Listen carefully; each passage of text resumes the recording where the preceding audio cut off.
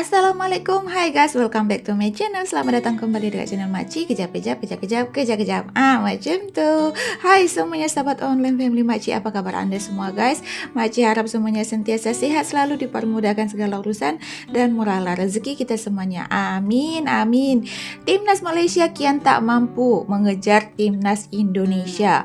Seharusnya Timnas Malaysia juga melakukan naturalisasi pemain. Nah, itu adalah beberapa tanggapan ataupun komentar reaksi media Malaysia ataupun Malaysia terhadap kemenangan Timnas Indonesia pada Vietnam ya guys ya.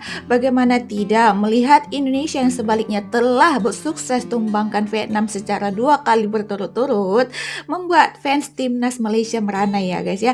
Banyak fans Malaysia yang menyarankan agar Federasi Sepak Bola Malaysia mengikuti jejak Timnas Indonesia yang menaturalisasikan pemain grade A kelas Eropa. Semakin kesini semakin ini ya guys ya, banyak reaksi daripada pecinta sepak bola Malaysia melihat perkembangan dari Timnas Indonesia. Terkhususnya pada video yang satu ini kita akan melihat bagaimana reaksi para pecinta sepak bola Malaysia melihat perkembangan dan juga perubahan daripada Timnas Indonesia yang sekarang ini. Video ini Makcik tengok daripada channel Garuda John. Makcik akan letak dia punya link nanti dekat deskripsi box. Sama-sama kita support video ini ya guys ya. Sama-sama kita support channel ini biar channel ini semakin berkembang, dan jangan lupa juga tetap support channel Makcik. Oke guys, langsung saja kita lihat video ini. Let's go.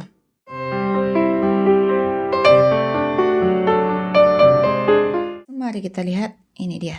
Tengok ni mini 80 ni. Siapa bola? Lucu nak warna lah. Tapi kau awak buat muka. Jembalah semula. Tu debat bang. Ini reaksi ini ya, pecinta bola Malaysia melihat Timnas Malaysia saat bertanding.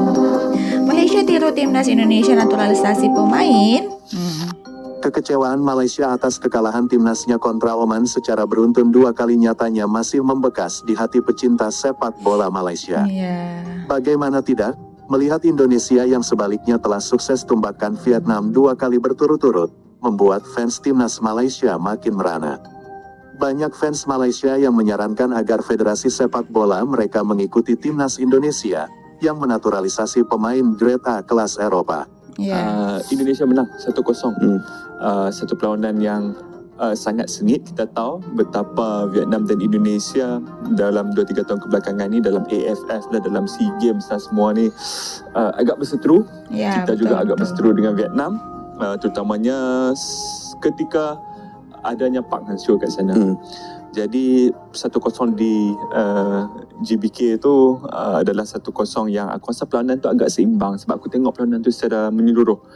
Perlawanan sangat seimbang, tetapi Shin Tae-yong hadir dengan beberapa muka baru. Ada pemain daripada Venezia, pemain centre back J.Zes. Ada pemain Ragnar, nama second itu susah sikit untuk sebut. Daripada Fortuna Sittard, daripada Jerman, dan juga ada beberapa lagi nama lain lah yang aku rasa ini adalah pemain-pemain heritage yang beraksi di liga-liga terbaik di Eropah. Terbaik ni maksud aku Venezia bermain di Serie B, standard yang tinggi. Fortuna Sittard pun Bundesliga 2. Kemudian dia yang ada yang main Eredivisie. Top flight tu. Top flight. Ivar Jenner dekat FC Utrecht. Eredivisie. Justin Hubner sekarang ni di Cerezo Osaka. Ini pandangan para pecinta sepak bola Malaysia ya guys ya, melihat timnas Indonesia. Tahap dia tinggi ya. Kita tak dapat pemain Venezia, kita tak ada. Kan?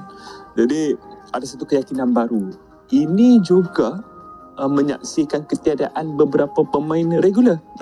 Jadi ini bukan skuad yang 100%. Skuad yang dipenuhi dengan bintang-bintang utama Indonesia, tak. Aku rasa ada lagi bintang-bintang yang ditinggalkan daripada sama ada faktor kecederaan ataupun faktor-faktor lain. Tetapi yang paling menarik tumpuan aku adalah perlawanan di Midin. Yang menyaksikan kemenangan mutlak Indonesia 3-0. Jadi perlawanan sangat menarik perhatian ya guys. Perlawanan tu dimulakan dengan gol daripada Abang J.Zes. Gol pertama dia untuk timnas. daripada corner dan seterusnya disusuli oleh satu gerakan individu yang sangat menarik daripada Ragnar. Sangat menarik gerakan individu daripada kiri, menjadikan kedudukan 2-0. Masa tu aku tengok Philip Truzel muka dah merah lah. Pelatih Vietnam. Dan di hujung-hujung perlawanan, Kish, ada the icing on the Ramadan cake. Sananta. Daripada Ramadan Sananta di bulan Ramadan. Di bulan Ramadan. Ramadan Pas kali sama Sananta, namanya Star Boy, Abang Bola Ramadan Face. Sananta. Aku betul-betul minat Ramadan Sananta. 3-0. Kita pernah ke menang 3-0 di Vietnam? Tak pernah. Tak pernah. Bear in mind Tak pernah Malaysia menang dengan benda ni Vietnam aku akan 3-0 ya guys. Sebab banyak kali aku dah pergi stadium Medan tu nak tengok national team, semua aku kalah. Semua aku pergi tu team kita kalah. Semua kalah. Pemain-pemain yang terlibat dalam skuad tu, kalau hampir tanya Zakuan ke, kalau diorang semua akan cakap main kat stadium Medan tu susah. Sebab bila penyokong penuh, mereka kat sana suka main yang bunyi tu tau. Trumpet tu. Bising. Chan Ultras punya Chan pun takkan dengar. Tenggelam. So memang it's a very weird environment lah. It's a place that can suck you in. Dia boleh suck you in. So bukan mudah apa yang Indonesia lakukan. Dan Betul. yang lebih menarik mereka lakukan kesemua perkara ni tanpa ada kompromi terhadap corak permainan. Tak kisahlah siapa naturalisasi ataupun pemain heritage yang mereka bawa masuk.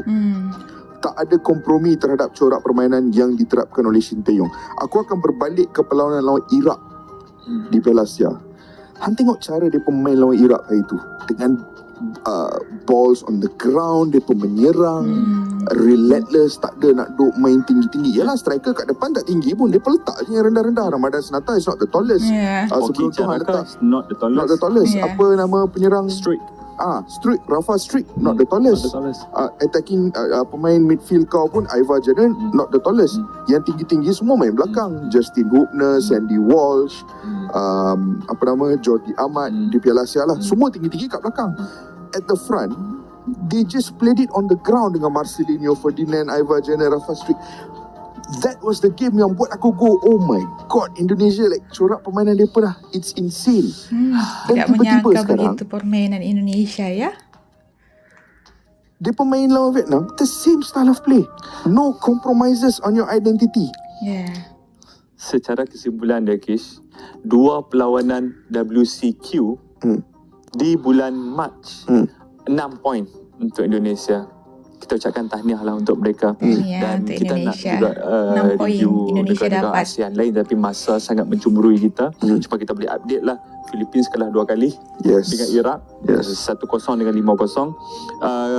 Thailand melakukan kejutan di Seoul, seri 1 sama, tetapi di Bangkok mereka kenalah 3-0. Begitu juga dengan sahabat kita Singapura, jiran kita Singapura, seri 1 sama, seri 2 sama, hampir menang. Sepatutnya menang di National Stadium Singapura, tetapi ke China mereka kalah 4-1. Jadi itu sedikit sebanyak update daripada bola sepak ASEAN kita. Aku just nak cakap aku cukup suka dengan progres Indonesia. Aku cukup suka dengan progres sebab ini adalah timnas Indonesia. Bukti bahawa kalau kita kekal berprinsip, tak kisah pemain apa yang keluar masuk, pemain mana keluar masuk, tapi kita kekal berprinsip. Walaupun kekal berprinsip itu boleh melihat kita tewas 5-0 di Iraq pada bulan November ke Januari sebelum Piala Asia. Boleh, waktu tu semua dah nak kecoh dah, Indonesia kalah 5-0. Walaupun boleh lihat kita kalah macam tu, tapi at the end of the day hang akan dapat hasil macam ni. Kekal berprinsip. World Cup expanded lah. Betul. Indonesia bahaya juga ni kalau mungkin ke World Cup. Indonesia pun menang. Macam semua bahaya kalau bersaing ini menang World Cup kan. Dan nak ajak korang semua berfikir apa yang tak kena dengan bola sepak Malaysia. Salah satu topik yang biasa dibuatkan adalah pembangunan akar umbi. Ramai yang mengatakan kelab-kelab bola sepak di Malaysia ni jarang bagi perhatian pembangunan akar umbi. Apa kesan pembangunan akar umbi ni terhadap persoalan kebangsaan? Bagi pendapat saya, kita terlalu bergantung kepada pemain-pemain senior. Asalah bergantung kepada pemain senior, tapi kita kena pastikan pastikan gap antara player muda dengan player senior tak terlalu jauh. Nanti mesti ada yang cakap, bang, kalau ada pembangunan akar umbi pun berapa kerat je yang boleh main untuk skuad senior. Kita perlu sedar yang bola sepak ni adalah satu bisnes. Mana-mana kelab di Malaysia ataupun di dunia mahukan player yang terbaik daripada terbaik bermain untuk pasukan mereka. Tapi ini bukanlah satu titik notah untuk player-player muda kita. Ramai je player-player muda yang gagal menembusi ke skuad senior. Bila dia pindah ke kelab baru, dia meletup. Contoh, Jadon Sancho. Dulu dia main di Akademi Manchester City. Bila dia tak dapat peluang, dia pindah ke Dortmund. Jamal Musiala. Dia ni bekas player Akademi Chelsea. Apa yang saya cuba nak sampaikan di sini adalah untuk adik-adik player-player muda, jangan give up. Bukan saya saja, bahkan satu Malaysia ni akan support korang. Akhir kata, saya harap sangat bukan setakat FAM, tapi kelab-kelab di Malaysia bagi perhatian secukupnya dekat pembangunan akar umbi. Dengan kekalahan ini, Malaysia harus turun ke posisi 137 ranking FIFA, sedangkan Indonesia naik ke posisi 134 ranking. Apa pendapat Anda? Oke. Nah guys, itulah tadi sudah kita dengarkan sama-sama bagaimana reaksi dan juga tanggapan pecinta sepak bola Malaysia melihat perkembangan dan juga perubahan timnas Indonesia yang sekarang ini. Apakah timnas Malaysia akan mengikuti jejak timnas Indonesia yang menaturalisasikan pemain grade A Liga Eropa? Tapi untuk lebih jelasnya di sini ya guys ya, Makcik ingin mempertegaskan sebenarnya timnas Indonesia itu mereka pemainnya bukan pemain naturalisasi ya guys, tetapi mereka pemain keturunan. Yang wajah-wajah baru itu adalah pemain keturunan, di mana mereka bukan pemain naturalisasi. Kalau pemain naturalisasi itu adalah pemain orang luar negara asing ya guys ya, tetapi ini bukan naturalisasi, mereka adalah pemain keturunan, di mana mereka bukan orang asing yang datang ke Indonesia, melainkan mereka adalah putra bangsa negara Indonesia yang pulang membela negara Indonesia, khususnya timnas Indonesia. Mereka memiliki darah asli Indonesia, darah keturunan yang mereka dapat mungkin daripada ayahnya, mamanya, neneknya ya guys ya, ataupun daripada nenek moyang atau leluhurnya ya, dan mereka masih memiliki asli darah keturunan Indonesia. Jadi mereka itu bukan pemain naturalisasi tetapi pemain keturunan asli Indonesia. Itu beda ya guys ya, karena beberapa video yang Makcik bahas tentang timnas Indonesia ini banyak yang komen di sana juga, mereka itu bukan pemain naturalisasi tetapi mereka adalah pemain keturunan asli Indonesia. Gitu guys, untuk lebih paham lagi ya. Tetapi banyak media-media yang salah anggap kalau wajah-wajah baru di timnas Indonesia ini adalah pemain naturalisasi. Sebenarnya bukan, mereka adalah pemain keturunan. Tapi itulah guys, para pecinta sepak bola Malaysia pun kagum melihat perkembangan timnas Indonesia yang sekarang. Walaupun timnas Indonesia sebelum-sebelum ini tidak pernah menang ataupun mengalami turun gitu ya, penurunan baik daripada prestasi apa segala macam, tetapi timnas Indonesia ini memiliki prinsip yang kuat untuk lebih sukses lagi ke depannya ya guys ya. Walaupun siapa pemainnya, baik pemain baru, pemain lama, di timnas Indonesia ini tetap memiliki prinsip, sehingga sekarang ini kita boleh melihat perubahan yang begitu besar di timnas Indonesia. Itu adalah salah satu kekaguman pecinta sepak bola Malaysia terhadap timnas Indonesia. Apapun kita doakan juga semoga timnas Malaysia boleh melakukan perubahan sama seperti Indonesia untuk kedepannya lagi lebih maju, lebih sukses lagi di dunia sepak bola, terkhususnya untuk melawan setiap negara-negara di Piala Dunia ya guys ya. Kita doakan juga yang terbaik untuk timnas Indonesia. Semoga kedepannya juga mereka lebih bekerja sama lagi, lebih bekerja keras lagi dalam bermain sepak bola dan meningkatkan strateginya ya guys ya, strategi dan juga taktik yang luar biasa, agar nanti di setiap perlawanan-perlawanannya bersama dengan Filipina, Irak, walaupun dengan negara-negara lain, timnas Indonesia dapat memenangkan pertandingan tersebut dan Indonesia boleh maju terus ke babak seterusnya dalam Piala Dunia. Tadi kata pecinta sepak bola Malaysia ini, bahaya juga ini Indonesia, bisa-bisa nanti Indonesia menang Piala Dunia. Dikatakan seperti itu ya guys ya. Oke lah guys, itulah dulu videonya untuk hari ini ya guys ya. Makcik minta maaf di atas segala kekurangan video Makcik. minta maaf di atas segala tutur kata ataupun mungkin pendapat makcik yang tidak sependapat dengan Anda. Anda boleh tambahkan pendapat di ruang komentar ya guys ya. Sampai di sini saja video kita, jumpa lagi di next video. Bye bye. Assalamualaikum.